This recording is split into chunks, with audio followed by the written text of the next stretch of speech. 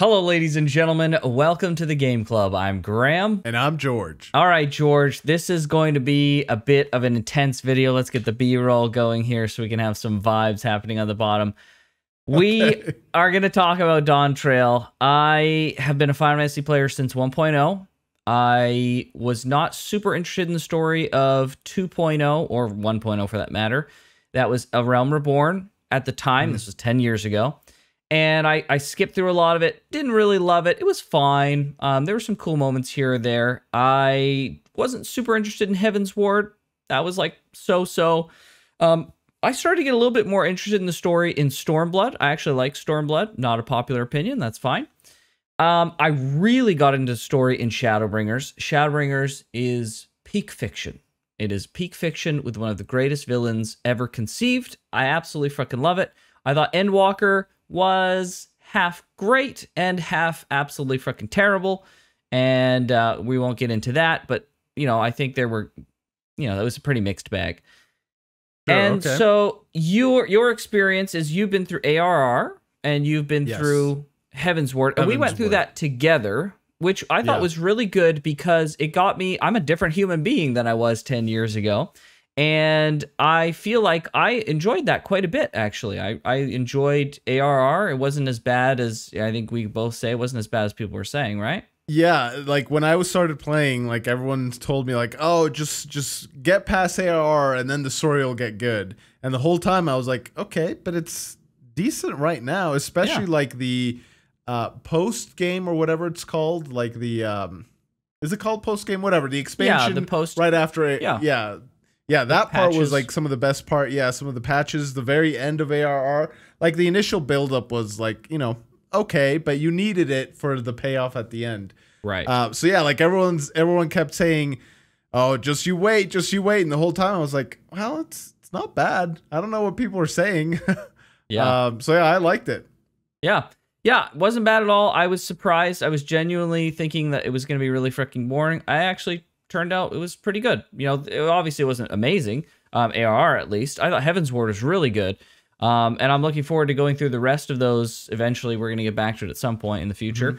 But yeah, so I was really looking to Dawntrail. I was really excited. I understood, to give like total transparency, we're not the type of people that are going to hate on something to hate on something. We're not the type of people that are going to be positive because everything has to be positive no matter what. We're just going to look at things from a critical and subjective and objective kind of way through our personal lens of it, and we're just going to give a fair take on things. And I felt like we did that really well with the two first sets of stories in Final Fantasy.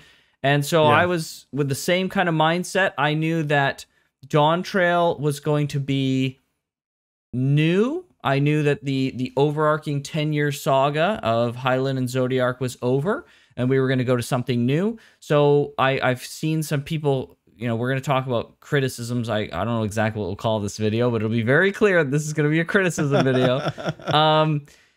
It was very clear that this was going to be something akin to building up the story again like ARR was. And I've seen a lot of people kind of give criticism back to the criticism and say like, well, this was like ARR. You can't be too critical of it, blah, blah, blah. But I mean, ARR wasn't this bad. This is really bad. This is well worse than ARR. I wish it was as good as ARR was, because then I would be having a decent time of it. But this has been something I've been waiting for a long time. I've been playing since 1.0. The story, in my opinion, maybe with the exception of 1.0, has never been this bad, ever. It's never been this bad. And I have gripes with... Quite the statement. Yeah, it's a big statement. And it's not something that I like take glee in. It's not like, oh yeah, Final Fantasy, this story sucks. It's like, yeah, I don't think anyone would. No, like Final Fantasy is like my baby when it comes to game stories. I've been singing the praises to George and others for a decade, and about how great the story is. To even like get me to turn on the game. It took forever. Yeah. I was so disinterested. And we don't need to get into that right now. But yes, I can 100% vouch for that. You've been, for the longest time, almost as long as I've known you, just touted on about how good Final Fantasy 14 is. Yes, and we finally got you past the cat girls and lizard girls to play the game, and you finally enjoyed it. And now we've run into a new expansion that's just absolutely freaking abysmal. It's oh boy. Where do we even begin? Where do we even begin? So, as you know, this is like, as I was saying, this is a new story, right? We're done with the big saga. We're trying to build up a new setting. We're building up a new, potentially 10-year story. This could be a one expansion story, whatever it may be. However, this isn't starting from zero. We still have most of the characters that we've built up over the 10-year saga. You know, some of them are not here for one reason or another.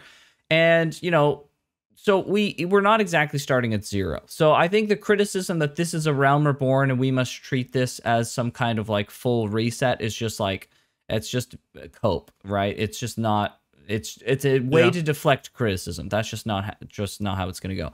One is because we've got a bunch of characters that are established, and two is because like generally the setting is still kind of the same. Like we've got the Warrior of Light, we've got these characters, we've got, you know, the same concepts are all here. They don't have to lay out new concepts and stuff like that. A lot of like the legwork is already done. We just have to have new areas set up. And we've done this in other expansions, right? Where the general concepts and characters are the same, but we go to a new location and we have to kind of establish the characters and the location and the themes and what's going on in the new location. This isn't fundamentally different than many of the other expansions. So pretending like this is a full reset, it's ARR, is just, I think it's just a total false equivalence. It's not necessarily the case here.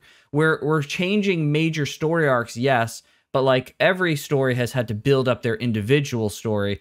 And that's the same as what's happened here in Dawntrail. And so I don't think that's a proper deflection of what's going on here. And I don't even think it's a correct deflection of the criticism either, because that's not even necessarily the problem. Like the problem that this story has is so much more like obvious than something like, oh, well, they're just setting up. No. It's worse than setup. It's really bad.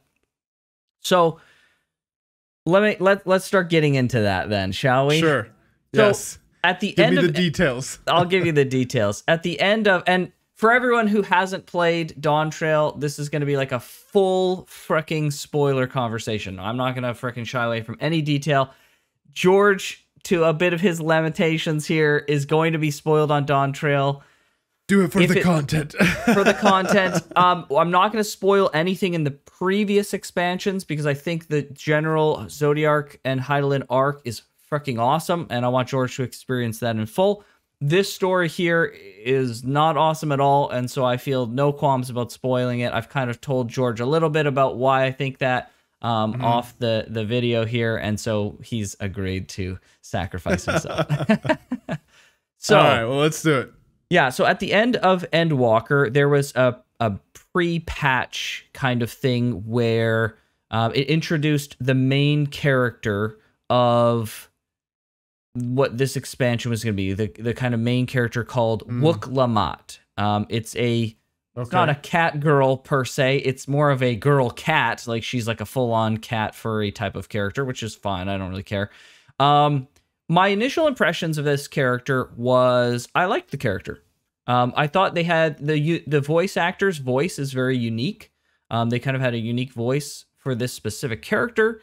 I liked their personality.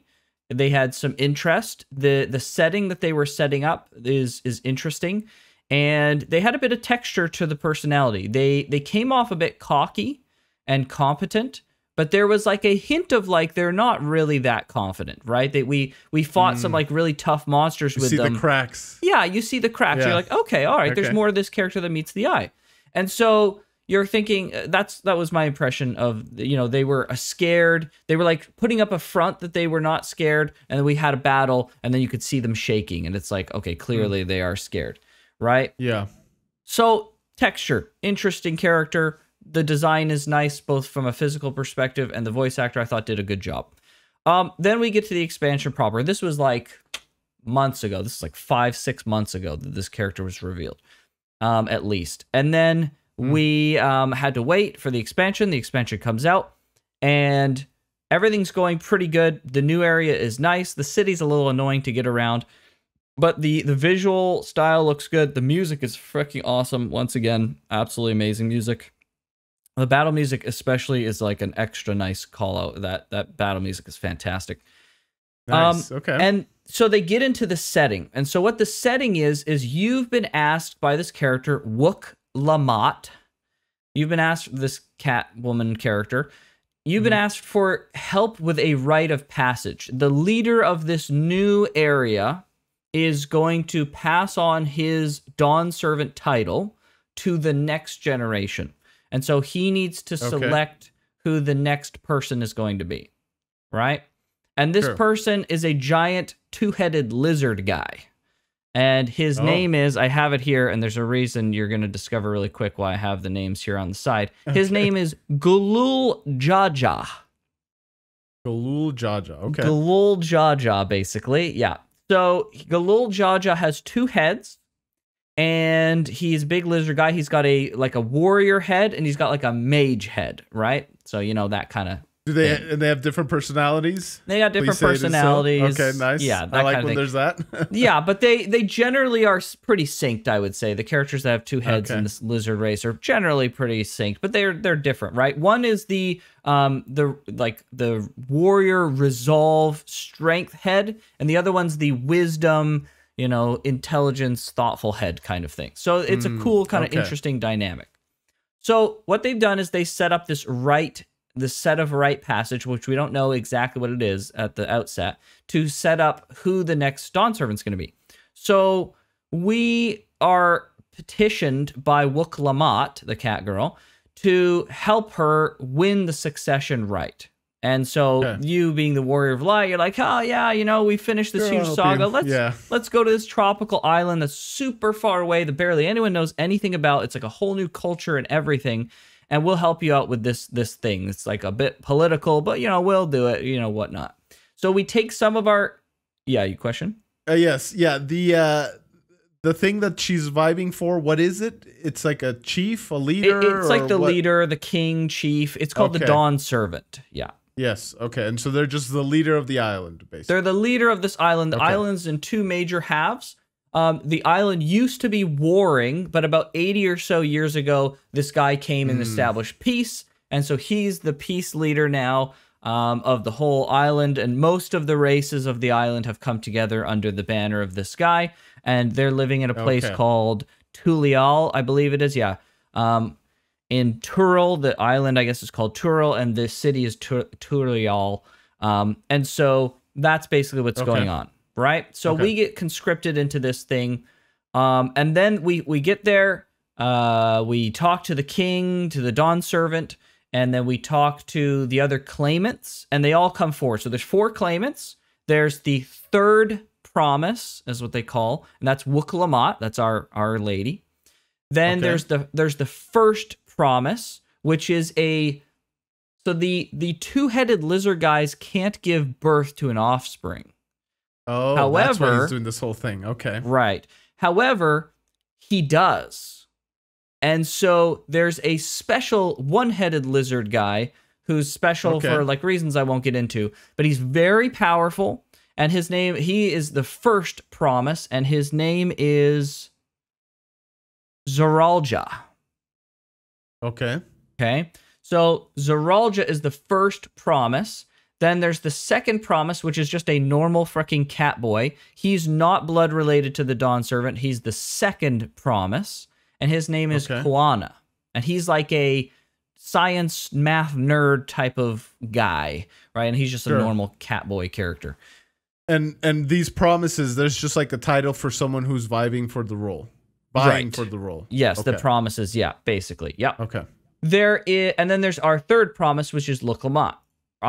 And so there's a fourth guy, but he's not a promise. He earned the ability to go through this rite of passage by winning a martial tournament. So he's extremely powerful. And he's also a two-headed lizard guy. Ah.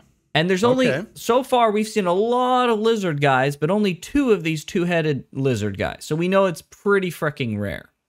Yes, okay. So this guy's name is Bakuk Jaja. Okay. Yeah, are you remembering all these freaking names? Yeah, it's gonna get worse. am not. Yeah, it's gonna get worse. Okay. Square Enix has such a habit, and Final Fantasy has such a habit of these freaking crazy names, and this expansion honestly is really bad for it. It's really bad. I don't mind freaking different culture-y kind of names, but like when you go so far and like everything's a freaking difficult to remember name, it's like, bruh, come on. So, anyways. Yeah, so we have all these claimants. So they all come together, and there's a big meeting about what the rite passage thing's gonna be. And it's basically like you've got to go around the island, and you've got to talk to 7, I think it was like 7, it's about 7 people, examiners. And the examiners are going to test you in a variety of ways. And if you pass the examiner's test, then you'll get a stone, and a keystone. And you need a keystone from all of the examiners. And then you have to take these keystones, and with the keystones, you need to find the legendary City of Gold that nobody thinks exists. It's like myth, it's legend. But the fact that we're now given, like, it was, and it was set up a little bit beforehand that, like, there might be a City of Gold, but, like, nobody really believes that it's true. But now that the Dawn Servant has tasked us with getting these keystones and then using them to access the City of Gold, we're like, oh, okay, it must be real. Okay. So this is like the ultimate thing, that you're finding this city. And you can't do it without the keystones. So you can't just book it and find the city and then get in. You got to have the keystones, right? Okay. So, interesting premise.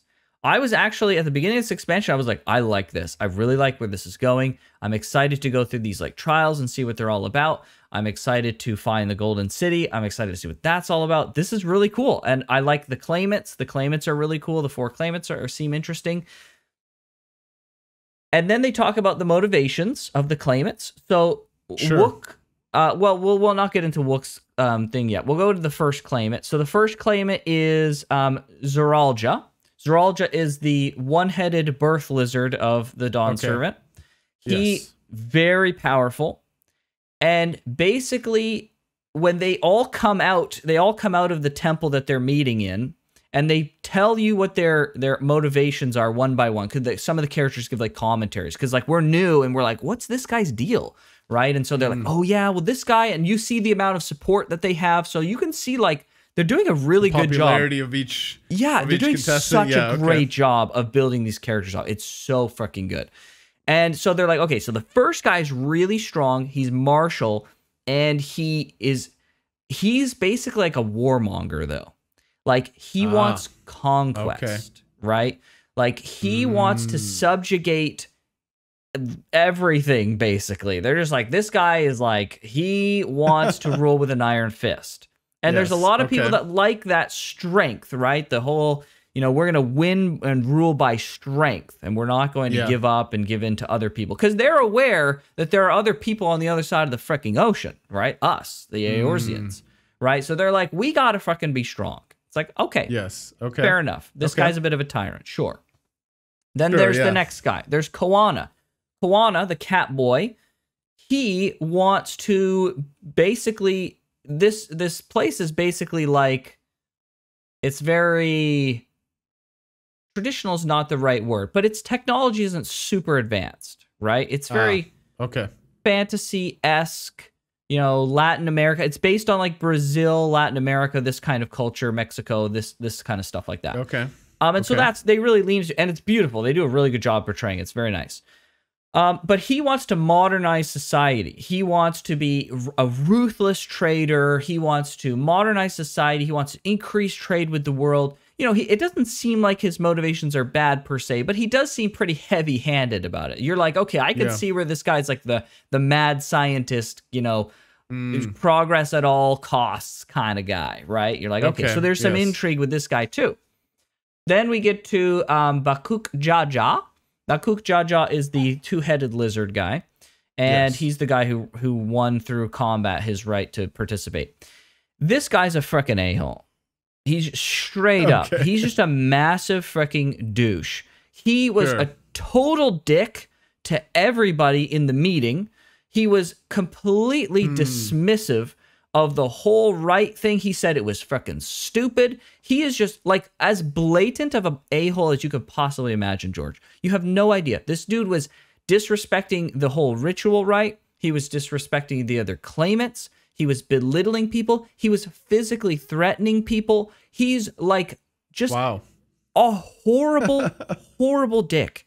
And he comes out and there's a bunch of people that like him, but he even goes and intimidates the crowds. And they say like this guy wants not only to rule, but he wants to subjugate all the other races under the lizard people. So this guy's like a racist. He's awful. They portray him awful, dude. And the chief guy is letting him compete. Like, I know he won a tournament. I'm so glad you picked up on this, because this is one of the things that I said. I said, wait a second. This guy is freaking clearly awful. It's not even a mystery that he wants to subjugate the other races under his rule. He wants to elevate the lizard people over, and there's a lot of different races here. It's not like there's just a couple. There's a lot of other races. This is a multicultural space.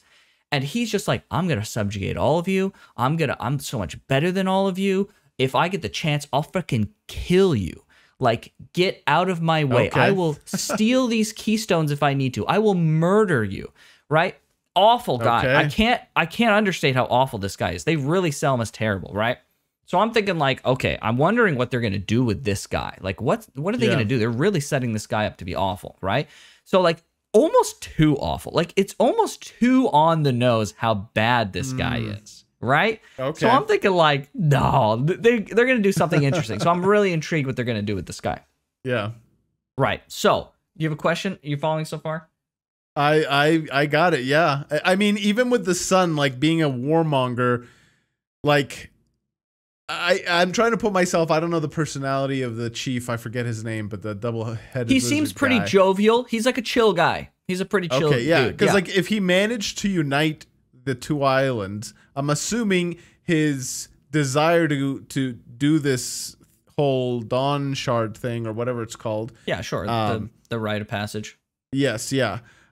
Is to continue with his rule essentially through someone else, right? Like make sure there's someone who can keep the islands together, preventing from warring with each other. And yeah, maybe his son is like a warlord and stuff, but at least he still maybe has the good of the islands, you know, in mind. Maybe, yeah, and that's the thing, right? You don't totally know. You're like, maybe, like he's letting him participate. Clearly, the chief knows more than we do when it comes to this kind of thing. So we're willing to give the benefit of the doubt that he gets it, right?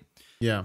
So, and the chief, the Dawn servant, he loves combat. He's like a big combat guy. He's super into combat. He challenges you to combat at one point. Like he just really likes combat. But he's like a really cool guy. He's just super chill. He's fun. He's a fun guy. I like the character a lot. So now we come to Muk Lamat. Muk Lamat is the epitome of bright-eyed, naive, I want peace. Peace is the only option. That's basically their character trait. Is I really want peace. And like there's no better way to describe it.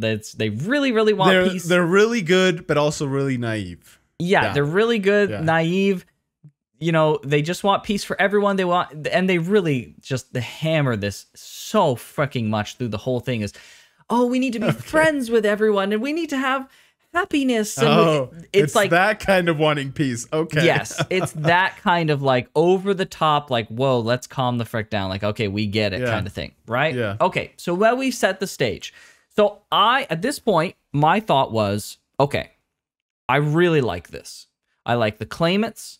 I like the situation. I'm interested to see how this all goes. I'm interested in seeing how their motivations pan out. Because at the front, it seems straightforward, but I know Final Fantasy. It's not going to be straightforward. You know Final Fantasy to a degree at this point. You know it's not going to be freaking straightforward. I'm interested to see what they do with these characters and their motivation and how all of them evolve over the course of this thing that we're going to do, this rite of passage, right? Very excited. Yeah. So then we get to the first zone. The first zone is it's nice. It's pretty. It's got good music. And it's a green kind of, area. And it looks like a Final Fantasy area. and it's got a Sure. frickin' name. What's the frickin' name? The name is Urko Pacha. Okay. Urko Pacha, which none of us could Okay. remember at the time. We were playing in a bit of a group of people on Discord, and we couldn't really remember most of the names because obviously. Yes. So it's like fine. It's like okay. But then the first set of quests is shearing llamas and doing some like farming kind of herd or shepherd kind of like tasks, right? It's like fetch quests almost right away.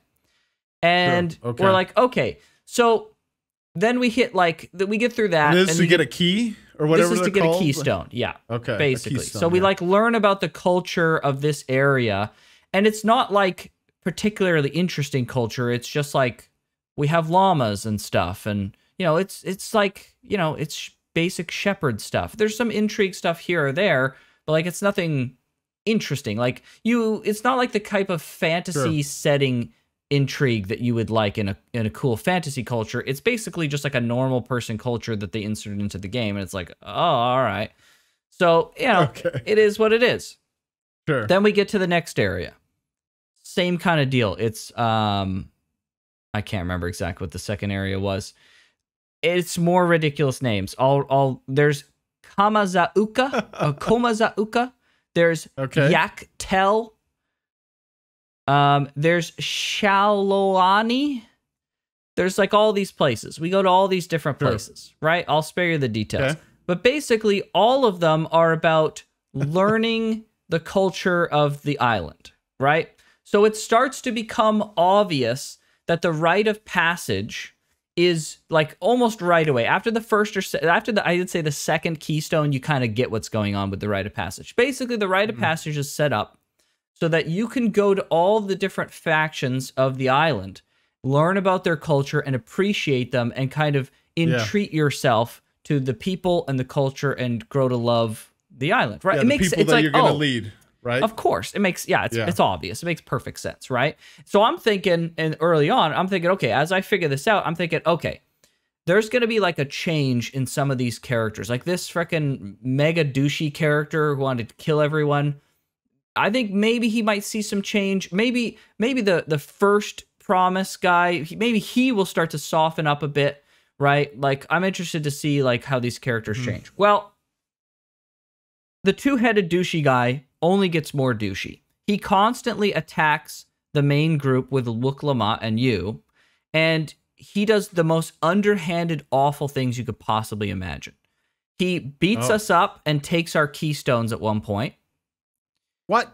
He beats up the Warrior of Light? Come on. Right, dude. okay, which I won't get into the details, but we're essentially God Slayers at this point, right? We're like... Yeah. I mean, we were bet. God Slayers and Dragon I've slayed Slayers. dragons, dude. Okay. Yeah. So we're like God Slayers, and this guy, like, he'll like show up, beat the frick out of everyone, and then take the keystones, and then right when we're about to be like, bro, we're not letting you escape, he just like uses inexplicable magic. Like he just has a staff out of freaking nowhere. He's just like, staff, bright spell, gone. Bro, we fought freaking gods. And you're telling me I couldn't stop this guy from running away? I couldn't obliterate him? I could delete him. I could freaking Beerus from Dragon Ball Z level just snap my finger and this guy could dissolve into reality. Like, it's unbelievable that this is happening, right?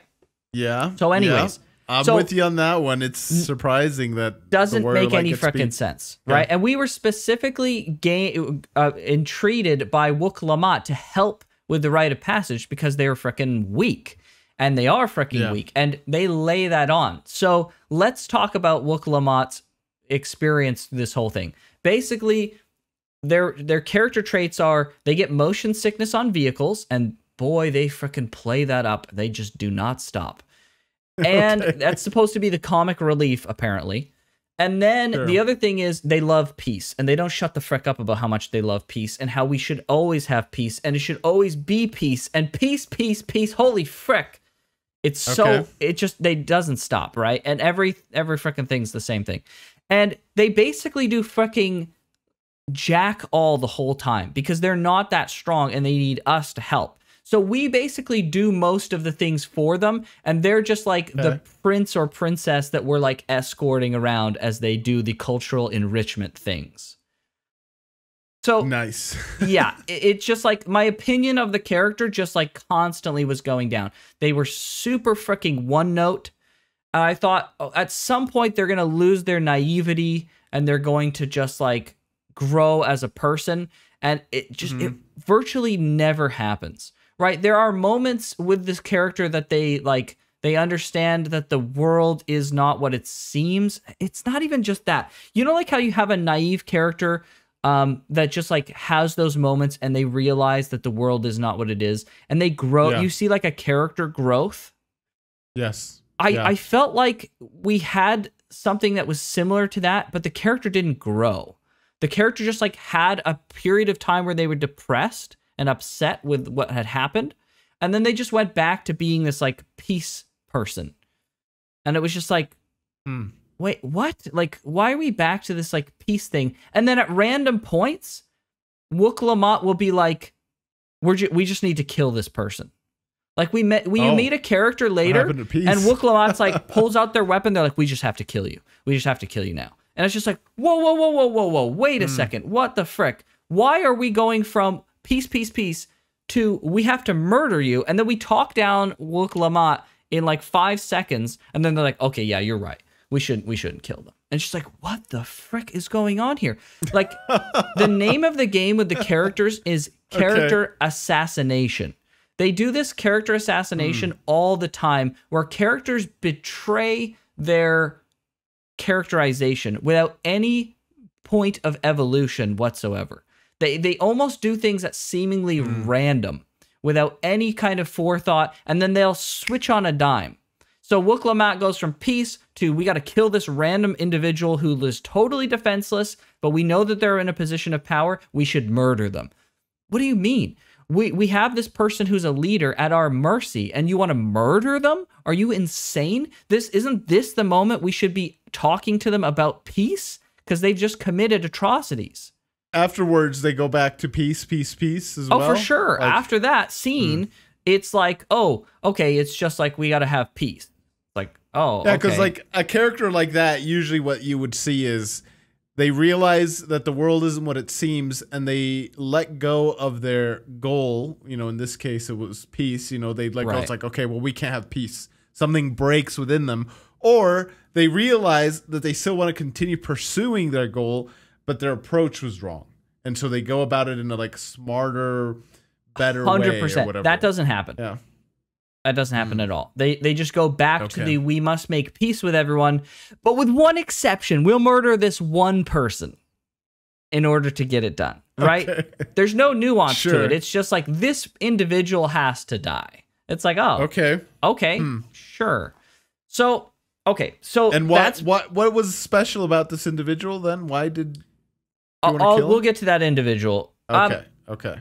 We won't necessarily get to that individual. I don't want to go past the half mark because like it doesn't get much better past the rite of passage. The setting gets a little bit more interesting, but the characters are still very one note.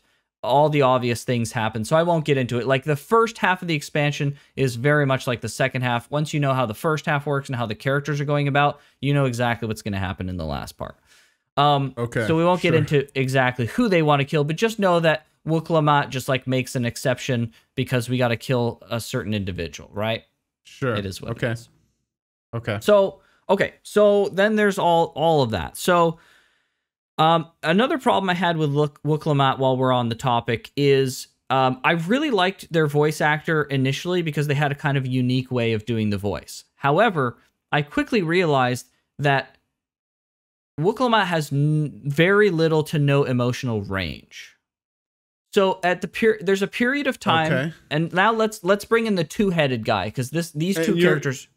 Emotional range. You're talking like the characters' emotions don't change, or I'll describe what I mean in a second. Here. Okay, sure. So let's bring in the two-headed lizard a-hole, right? So this whole time he's been a total freaking douche, and he's even gone so far as holding the examiners hostage to get our keystones, and he wasn't disqualified. That's a great freaking thought, George. Why wasn't he disqualified? In fact, why is this douche even here? He's just the worst. Why are we even giving him a chance? Like, even in the unlikely event that he won, you're gonna let him be Dawn Servant? Really? We're gonna let this guy be Dawn Servant? There's no freaking way. Like, he's clearly an awful human being. He's holding and threatening the lives of the examiners to get to the keystones that we have. Like, awful. So at one point, one of the examiners is revealed to be Muk Lamat's real father. Oh. Okay. And because, like, it's a cat girl, it's obviously not the child of a lizard, giant lizard. And so he's holding the examiner. So this two-headed lizard douche is holding the examiner hostage, Muk Lamat's real father. And he's like, listen, if the Warrior of Light interferes with the one-on-one combat we're going to have, where I'm going to freaking destroy you because he's been doing that the whole time, then I'm going to have my guys kill your freaking dad. Right? Okay. It's like, oh, kind of interesting. But then you realize we're like this freaking close to each other. The Warrior of Light could delete all of you in like 5 seconds. Right? There's nothing that would stop the Warrior of Light from killing the 3 normal lizard guys that are like, they're not even like sword up against his neck. They're just like spaced behind the guy. It's just like a really bizarre setup. So it's like, this doesn't even make any sense. And then they let him walk away with the hostage. The whole thing's freaking so stupid. So then Muk Lamat is in a situation where her father and an examiner and the rite of passage itself is all at stake. Because this guy's fucking everything up. And he's been taking our keystones. He's been harassing us this whole time. We hit a point of like emotional climax for Muk Lamat. And the voice actor, at least in English, just reads the lines almost exactly how they've read every other line in the whole thing. When they're yelling at this guy for holding their father hostage. It's just like a generic line read. And I'm just like, that was the point where I realized something was wrong with the story in general. That was kind of like my, like, okay, hold on. This is really weird. What's going on here? Like with the characters and blah, blah, blah. And I started really like reassessing what was going on. I checked the Japanese version for that cutscene and multiple other cutscenes that have emotional highs. The Japanese voice actor, to frickin' no surprise, is just frickin' full sending it, man. They're doing an incredible job. But there was very little fricking emotional range out of Muk Lamat, which really started to hurt my enjoyment of the overall stuff. So that's a big problem. The voice actor does a generally fine job, but clearly there were some issues here or there. I don't know why exactly that's the case. It is what it is. But it definitely, you know, that's the experience I have.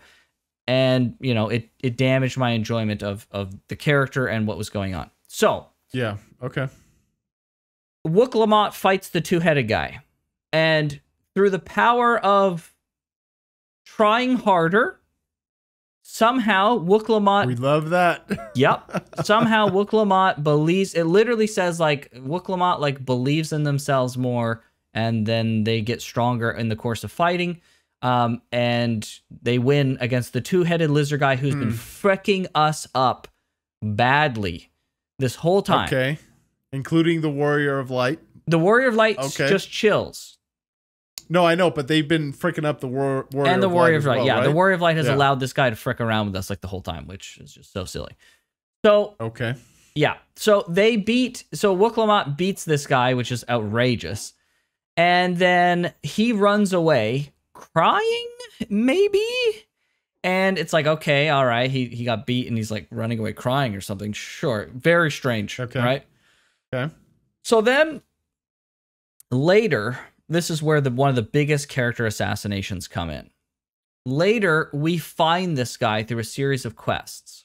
And he's like in a hidey hole crying. Because he got beat? Because he got beat.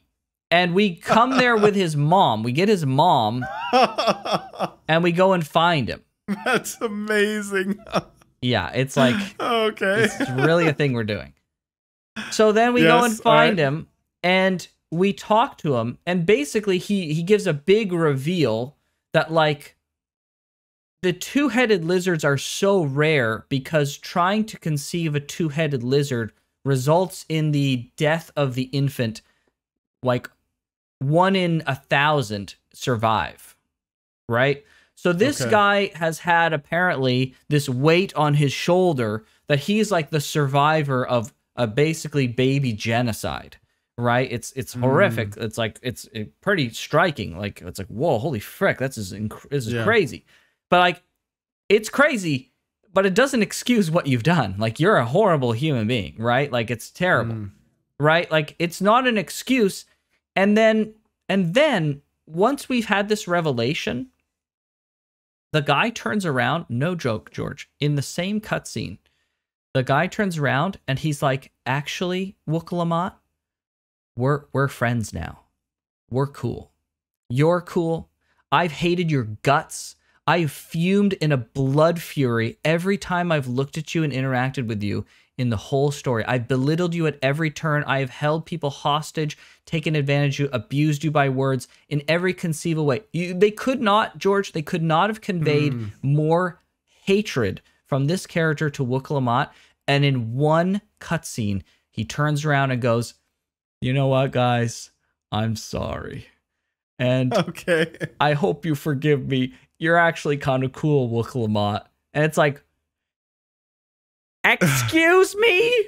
What? So I think the effect is lost on me a little bit because I haven't seen how douchey of a guy this is. Because I don't mind necessarily the fake tough guy, the fake bully, and then he's actually kind of... I really tried to lay it on for you so that you could really feel like I can't... For the last 20 or so hours, this guy was just ultra douche. Just like he hated... There was like an underlying just visceral hatred that this guy had for Muk Lamat. Like he was just scum of the earth to Muk Lamat.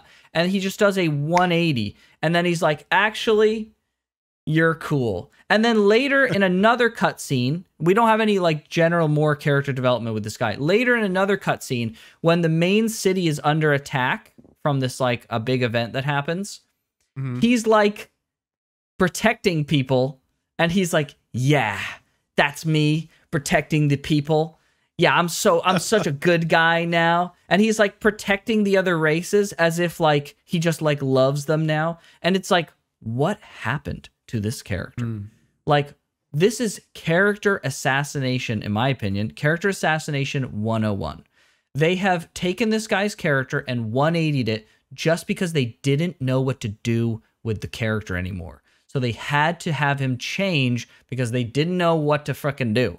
And the most grievous sin of this is this guy was exactly what you expected from the very beginning all the way through until they just arbitrarily decided that he was going to be a good guy now. And he's just automatically, we've forgiven him for everything. Peace is the answer. And he's a good guy now. Just out of fucking nowhere. It's unbelievable.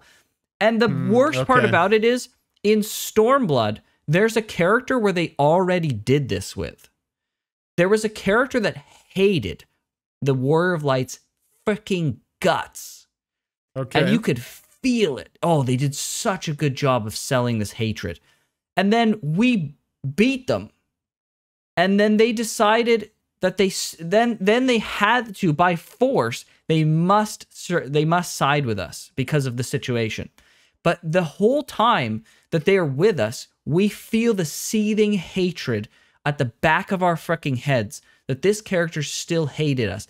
But through the course of the expansion, this person got won over little by little. They saw who we were. They saw what we did. We experienced things with them. And then at the end, they were like, listen, I'm not going to say I freaking like you, but I have to admit that you're not the person I thought you were. And I have to admit that you're a good person. And then, you know, that's it. It's like, okay, all right, fair enough. But that's not how they do it here. They freaking butchered this character and they turned him into like a happy-go-lucky good guy who's like, oh, and someone says like, thanks for saving me. And he goes, oh, I could get used to this. Thank you stuff. He literally just says that line. It's just like, jeez Louise, people, what are we fucking doing here? Yeah, I think once I like see for myself just how evil he truly is, like that would probably he's holding the examiners hostage. Yeah, that's pretty bad. That's pretty bad. Yeah, because like a 180 like that is not. It seems like they sell it very poorly. I like some of my favorite characters in. I don't want to derail this outside of Final Fantasy too much here, but like you've heard me talk about the First Law trilogy like forever. There's this like big brute of a warrior, and like, you know, they do like fencing at like tournaments, and this guy like comes with like a freaking long sword, and he like holds it one-handed, and he just like freaking just like hacks at people and everything, and like their armor starts to like fall off, and they like call, you know, the thing, and he stops, and he's like this like, you know, kind of bully guy. And one of the protagonists comes up, and for reasons I won't get into because of spoilers, he ends up beating him, which was not supposed to happen. But like, there's a in story reason why. And and the big bulking guy, like no one's heard him talk because he's kind of embarrassed of his speech. And like, you don't know why. And then like when he finally talks, it turns out he talks like a little girl, and he's got like the biggest, like highest pitched voice and stuff. Yeah. It's like, like a kind of funny thing and everything.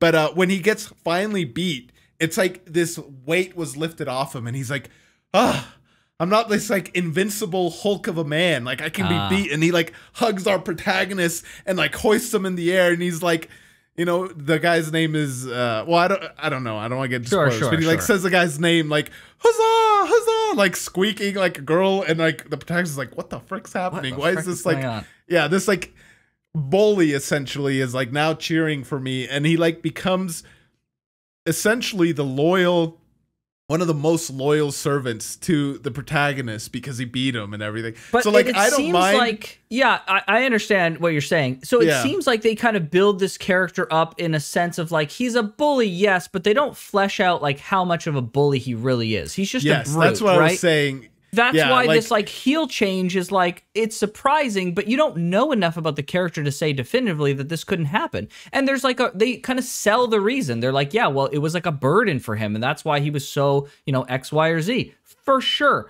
That's totally fine. That's selling, that's a good build up and payoff.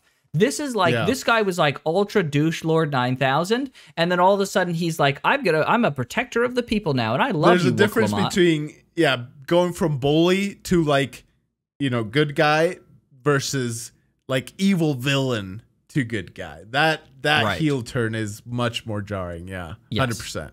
100%. So that's where the expansion really started to fall apart for me. Like that's when like the scales of fucking blindness fell, and I was like, this has not been good so far. So then we get to the other guy, Zoralja. And Zoralja all the way through is the exact guy he was at the very beginning. He's just a tyrant. He's very powerful. He's the one-headed lizard guy. He's just like, he was awful all the way through. I won't get into what he does in the last half of the expansion, but it is literally one-to-one normal evil villain stuff. Saturday morning cartoon, betrays the guy he's like pretending to be, you know, using. It's so fucking obvious. It's like, how did we get such a one-dimensional Muk Lamat with this we must have peace mentality the whole time with very, very, very little character evolution, if any at all? How did we get this two-headed lizard guy who does a total 180 on his personality? How did we get a one-dimensional villain that like is more straightforward and freaking boring than Gaius von Balsair? Gaius von Balsair wanted conquest, but at least there was the Ascian stuff that made it like kind of interesting. And then he was betrayed in effect by the Ascians by blowing up his freaking station. And he's like, this destruction was not my intention. It's just like, oh, okay. So like there's something going on here. There's more than meets the eye of like, he's not totally with the Ascians, right? He wants this X, Y, or Z stuff, right? So even von Balsair was freaking more interesting of a character than the one-note freaking lizard guy who just wants to freaking be awful. So then we have the cat boy, Koana. Koana is like dead set that his way of things is very important. It's very good. He seems like a pretty serious contender.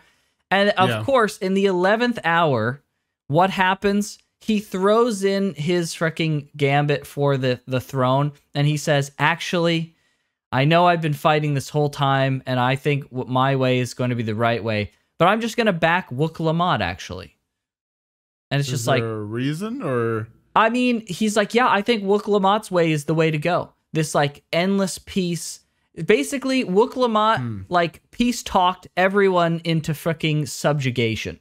Muk Lamat beat the repetition of peace over the heads of everyone into full submission, where they are just submitting wholesale to this, like, we must have peace mentality. And it's just like, wow, all of the interesting characters that could have done interesting things, like Kawana was an interesting character. He could have done something interesting throughout this. He could have been an interesting foil. In fact, there were multiple people in the group that I was playing with that were like, I think Kawana's going to be one of the bad guys. I think they're setting him up to do a bit of like subterfuge. Like he's going to have, you know, we watched Gurren Lagann recently. You know how like Rusyu was like, he was like the guy who was practical, but had bad ways of going about wanting good solutions, right? Yes, there was a foil to it, right? And he had good intentions. That's what I thought Kawana was going to be. No, Kawana's just like a straightforward, like, here's what I want the good things, and then also I'm going to be friends with Muk Lamat because everyone's freaking friends with Muk Lamat except for the clearly freaking evil guy, but even the other freaking evil guy just 180 turned and is now friends with Muk Lamat for some reason. It's just like, listen, I'm leaving a lot of nuances on the table. For sure. However, there wasn't enough nuances to what was happening to sell any of it. So I don't mind leaving those nuances on the table and unspoken because they didn't do enough. They did not sell any of these kind of changes. And everything happens when at the very beginning, the characters are who they are. And with the exception of the guy who freaking 180s, like, everything happens exactly like you expect. There's no interesting foil and texture to the villains or the main characters. They're all very freaking boring. Most of the quests you're doing throughout the whole time are freaking awful fetch quests where you're learning about this very stock standard culture. I heard people saying, I was talking to some other people and they said, well, Graham, you just don't understand, like, because like the other claim, it's like the two-headed lizard guy, right? He obviously doesn't like this whole rite of passage thing, but he doesn't understand that the whole thing is about cultural enrichment, right? So people were saying, Graham, you didn't like the fetch quest because you don't understand the cultural enrichment that you were supposed to have throughout the whole course of this. Listen, I get it.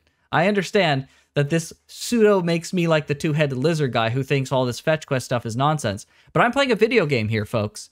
They didn't have to make this stuff fetch questy nonsense. They could have just made it interesting. They could have made the rite of passage something totally freaking different. They could have made, honestly, I would have preferred mini games for each of the rites of passage, like a cooking mini game, because there's like a cooking thing at some point.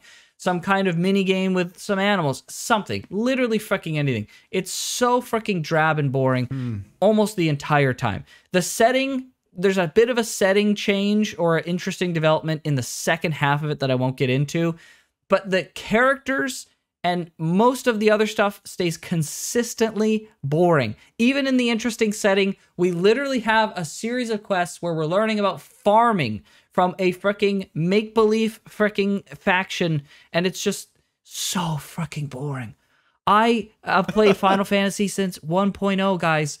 I know how to put up with some boring freaking fetch quests. This was excessive. It was horribly excessive. And it's such a tragedy because I wanted so badly to like this. I wanted to like the characters. I thought the setting had so much freaking promise. The music is incredible. The locations, while pretty, are honestly pretty boring because they're like two or three of the freaking areas of the 6 areas. 2 or 3 of the 6 areas are like generic foresty kind of places, and the second last area is like mostly brown with some interesting things here and there. I don't know what the last area is. I'm really hoping that it's going to be good because I'm at the very end of the story. I hope listen, even if the ending of the story was freaking legit and it just like recontextualized a bunch of stuff, it doesn't change the fact that the rest of this has been horrible. And I don't think you could recontextualize the ending of the story enough to make the one-note characters any better than they were. Like, unless everyone had brain worms or frickin' this is a simulation, then there's no freaking way that any of these one-note characters would be any better. But it's just, there's probably some stuff I'm leaving out, but overall, it's just been a massive disappointment. It's been really freaking lackluster. I'm really disappointed, and I was so excited. I even like the first, like, you know, if we do like a level basis, like the 90 to 91, getting into 92 quests, really cool. I really liked where we were going, but man, the execution has been just depressingly poor. And it's more like, I don't want to hate on it.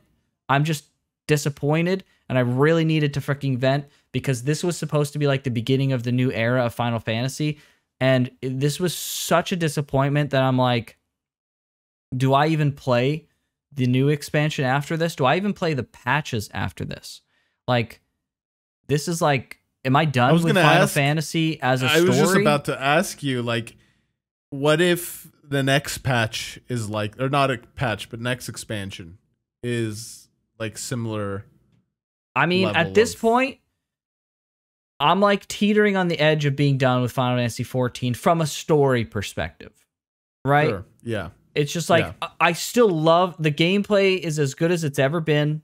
There's some of the dungeons are really good. Some of the dungeons are like fine, but there's a couple bosses in the dungeons that I really liked. The visual design of the monsters is fantastic as always. The music, as Soken has done an incredible job once again. There's a lot of good stuff.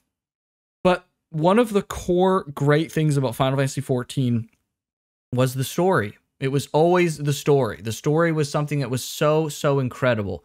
And it's genuinely depressing to have to be disappointed about the story. And yeah, like, and if I could close out, there's a faction of people in Final Fantasy that I coined the term to myself, I guess. I don't know if this is really a coined term, but I'm going to coin it now, is they are toxically optimistic. And you can't say anything bad about the story. You can't say anything bad about the characters. Muk Lamat is a furry woman character, so you're not allowed to hate on this character. And the character's all like positive only, right? They want peace and happiness, and they want us to come together and all be happy together. So like, this brings out the woodworks of people who are toxic positivity. Like, you can't hate this character. They're a positive, happy character. How dare you? How dare you say anything bad about this character or Final Fantasy in general? Like, they're so... The toxic positivity is just, like, really, really, really bad. And I wish that we could have a good conversation about it, but I've seen people on X talk about this, and they're like, I'm blocking anyone who talks bad about this character, and they're getting thousands of likes and stuff. So it's not like a small amount of people. There's a lot of people who are incredibly toxic about any type of criticism. And listen, I don't know, I doubt anyone of that mind would have gotten this far in the video. But if you like Final Fantasy, and you want Final Fantasy to be everything that it is, you need to be able to criticize when it's not good. Because if we don't criticize it now, and we don't tell Yoshi and the team, this ain't it, then it's just going to keep being this bad. And people, like, maybe you'll keep playing it. Maybe you'll put on the blinders and you'll keep saying, the game is good, the game is good, the game is good, and you'll convince yourself that it's good, because it's not good. This wasn't a good expansion. The story was awful. The characters were awful. But other people are going to see it. The majority of people are going to see it. And Final Fantasy XIV is going to suffer from a lack of funds, which is going to suffer from a lack of content, and that's just going to make them cut corners more on the story, and eventually Final Fantasy XIV is going to go away, and we'll get less freaking promise for the next Final Fantasy. Or they'll take the lessons that they should have learned from these kind of things, these mistakes, and they'll bring it into the next MMO Final Fantasy they do in 5 to 10 years, whatever it is. Now is the time for us to, you don't have to freaking, I'm not hating on Final Fantasy is the freaking worst, and this expansion has been pretty bad. Yeah, but I only say that it's been pretty bad because I want it to be better, and I care just as much as any other person about Final Fantasy, maybe even more so than a lot of people. I don't know what the mentality is of these toxic positivity people are, but like, it needs to stop. We need to stop this like toxic positivity stuff, because it's harming the game more than people walking away, because it's encouraging the game to stay bad. And, you know, it's just not okay. Yeah. No, I mean, I wish I could have contributed a little bit more. I haven't played it, obviously. But from what it sounds like, it seems like they had good premises that just failed to pan out, unfortunately. Yeah. And that's the worst. Yeah. It's almost better when a poor premise pans out and has a payoff than bungling a really good premise, because then it's like, imagine what could have been. I know. Right? I know. I was really, really looking forward to this. The only silver lining to this whole expansion is that Vale, one of the characters, is there, and he's so fucking hot that every time I felt bad about how bad the story was, I saw Vale, and I was like, everything is okay. That's at least Vale is here. He's making this an enjoyable experience. Yeah. Do so I don't know who that is yet? I don't know. You don't know who that is. He okay. doesn't come until way later, but he's great. Okay. Vale's wonderful. So yeah, I mean, I don't know, man. Like, I don't know what else to say about it. It's just, it's really disappointing. It's Pictomancer is cool. Viper is, lots of people are liking Viper. You know, there's other problems I have with the direction of this expansion from a healer's perspective. I mean, there's the healer strike and everything like that, and lots of people have that. That didn't really get solved in this expansion. But we have a video where we've talked about that at length. We may talk about it even more in the future, but yeah, I just really wanted to say, get it off my chest, basically. I wanted to be a voice. There's going to be people who are going to be afraid to call this out, but I want to be a guy who's going to call it as it is. I think there's potential here. I think they've really squandered this expansion, but they can turn it around. But man, wow. This was... Muk Lamat was supposed to be like a core new character to like the crew in some variety. And man, I do not like Muk Lamat as a character. I think they're really freaking boring. I really liked them at the beginning, or at least I thought they were interesting at the beginning. Not the case anymore. In fact, I don't like almost any of the characters that they introduced in the expansion. I thought they were all very one note and very boring. So yeah, one-dimensional characters are kind of hard to correct. Yes. Like with the things that people said about ARR, like the dislike of the story might have been there, but the seeds of what the characters become, at least in Heaven's Ward, and I'm sure pan out forever for the rest of the expansions, like they're already set, right? Yes. Or they're set in ARR. But if you can't do that and you create a one-dimensional character that like hasn't shown progress, doesn't show progress, it's hard to correct that without like major changes to the type of character that they are. Right. So yeah, it's depressing that at the very beginning quests, when I saw the 4 claimants, I was like, okay, I have an idea of what these characters are and how they're going to be throughout the whole expansion, but I know that Final Fantasy is going to do interesting things with these characters. It was immensely depressing by now at the end of the expansion, with the exception of the character assassination on the 2-headed lizard guy. Everyone has panned out exactly how they were portrayed at the beginning. It's just like there were no real surprises other than total freaking butt pulls of just 180ing a character's personality. Yeah. Wow. Yeah. Yeah, that's going to be hard to correct if they choose to correct it. Yeah. And if they don't, you know, I mean, I don't know. Yeah.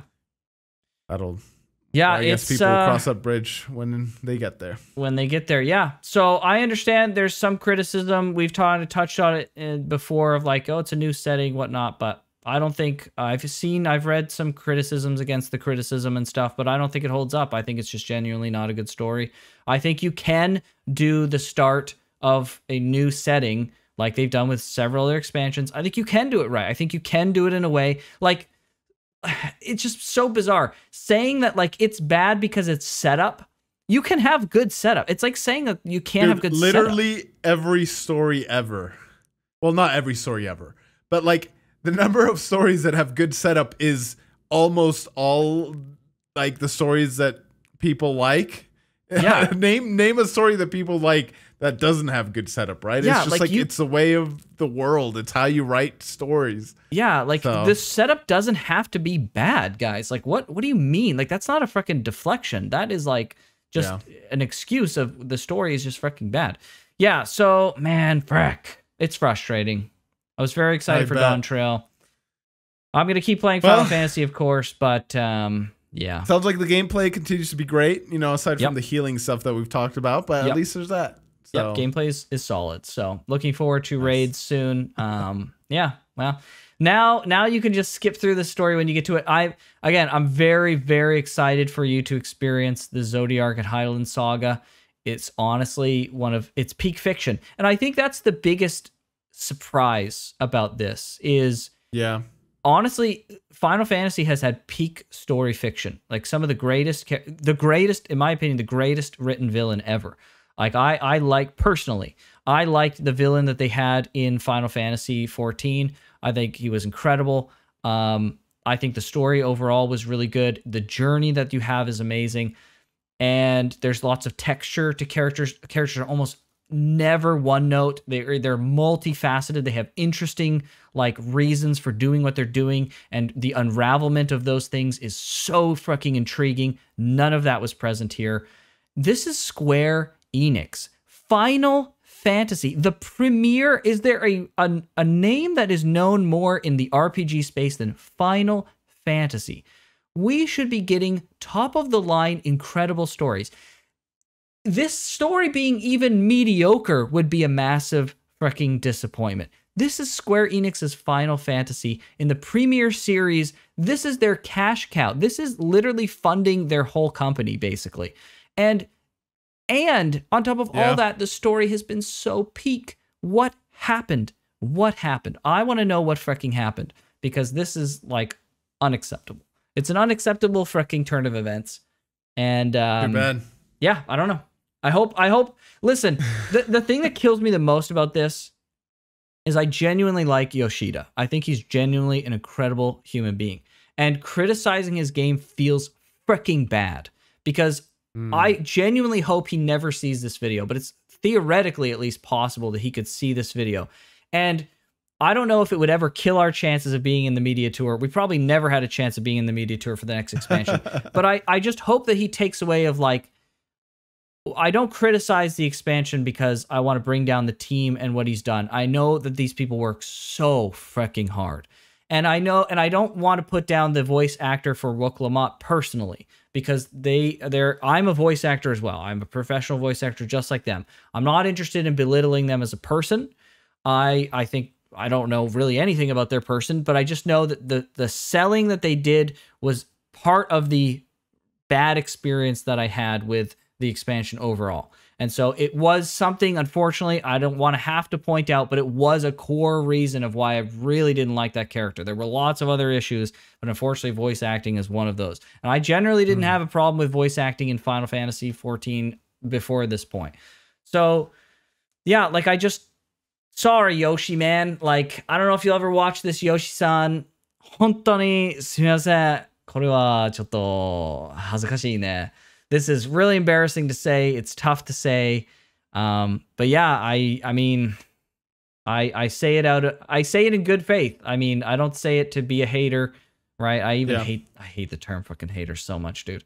But I don't say it to be a downer. I say it because I hope Final Fantasy can. You do it because you care. Yeah, literally is why. Yeah, for sure. Okay, well, yeah. So that's that. Hopefully you feel a little bit better getting it off your chest. I really do. I do feel better getting it out, and now it's like it's on print now. I can stop thinking about it so much, and we can put it out there, and this video will get 100 or 200 views, and that'll be that. So I don't know. Right. I don't know who will watch this. I don't know who it's for. You know, hopefully people enjoyed at least some kind of commentary on this. I hope other people are talking about it. I hope I'm not the only voice, but if I am the only voice, I hope people find solace in knowing that at least one person out there with somewhat of a platform is saying something about it. So, yeah. No, man, I get you. I get what it's like to have something that you just have to get out no matter what. It's for me, it's not necessarily critiques on media and games and stuff, but there are things where I'm just like, bro, if I don't get this out, I'm gonna go crazy. So yeah. Well, anything else before we close out? I think that's it. I'm just I'm looking forward cautiously optimistically. I'm an optimistic person, so I'm cautiously optimistic that things will get better. And maybe the ending will be great, and I'll be like, "Oh, I'm optimistic for the future now and what it holds." But I hope the ending is so good. Let's talk about some toxic positivity here. That this video gets redacted because you're like, "Bro, I was so wrong. The ending was so good." Imagine. I don't know how they could possibly, as I said, I don't know how they could possibly fix the things I have problem with, but man, that'd be great. All right. Well, I will usually say, hopefully you enjoyed the video. I don't know. I think some people probably line with you, though. I think some will. Yeah. Yeah, like I said to you, I wish I could have contributed a little bit more, but once we get there, maybe I'll have my time for a rant, and we'll have 2 videos. This will be a second parter, and then my rant will come in, but we'll see. We'll see. But with that, ladies and gentlemen, we'll catch you next time. You're ready. Take care.